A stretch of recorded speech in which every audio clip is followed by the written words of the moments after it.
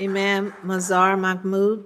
Assalamu alaikum wa rahmatullahi wa barakatuh, and greetings of peace, Madam Mayor and City Council leaders.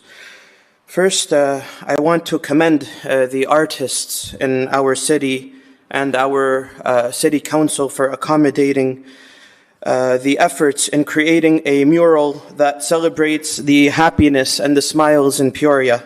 I've been here for 6 years. It's such an amazing place to live and, raise my children. And such art is a testament to the power of community and the importance of finding joy and unity in our shared spaces. This mural reminds me of another powerful mural, the one of George Floyd in the West Bank in Palestine. That mural stands as a solemn commemoration of his life, his martyrdom, and the brutal injustice that led to his death at the hands of police brutality. A tragedy that resonated not only here in America, but across the world, even in the West Bank in Palestine, where people live under the shadow of illegal military occupation. I bring this up because recently there have been voices saying, if you don't support our cause, we won't support yours. It's disheartening that we put such a price on the cause of humanity, as if our empathy and solidarity are transactional. The mural of George Floyd in the West Bank symbolizes a shared struggle against oppression and injustice. It's a reminder that the cause of humanity transcends borders, and our support for one another should not be conditional, but rather rooted in our shared human values. I also want to address a false rumor that has been circulating, suggesting that we do not support the release of the hostages. Let me be unequivocally clear.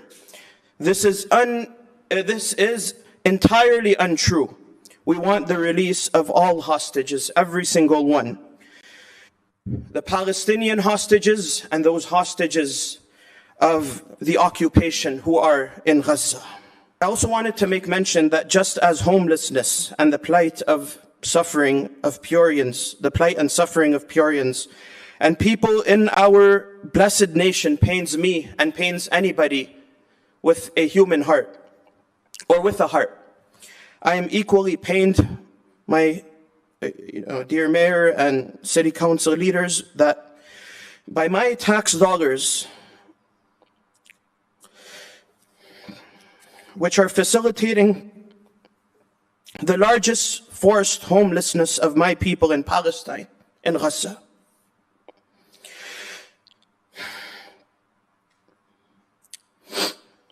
I can discuss the tragedies, but I don't have time.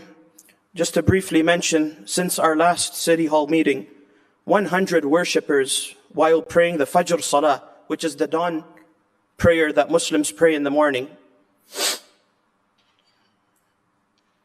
they were massacred to such an extent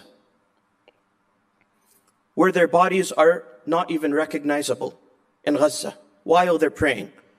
Prayer, churches, mosques, synagogues, worship places, homes, mandirs, they're no-go, they're sacred.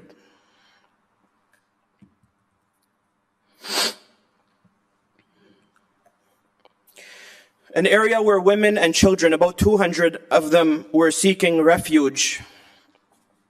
The IOF soldiers barged in, shooting aimlessly, not caring about the value of life, or that child or those children and women and elders who have a future ahead of them. The second last functioning hospital in Gaza was made to be emptied by the IOF soldiers, leaving these sickly people and individuals with no limbs and no body parts. And at times, their critical organs being harmed, nowhere for them left to go. And this is all with our tax dollars, Madam Mayor. In light of these tragedies, I cannot stress enough the urgent need for a ceasefire, and hence we say, ceasefire now, free Palestine, and stand for humanity. Wassalamu alaikum wa rahmatullahi wa barakatuh. Peace and blessings.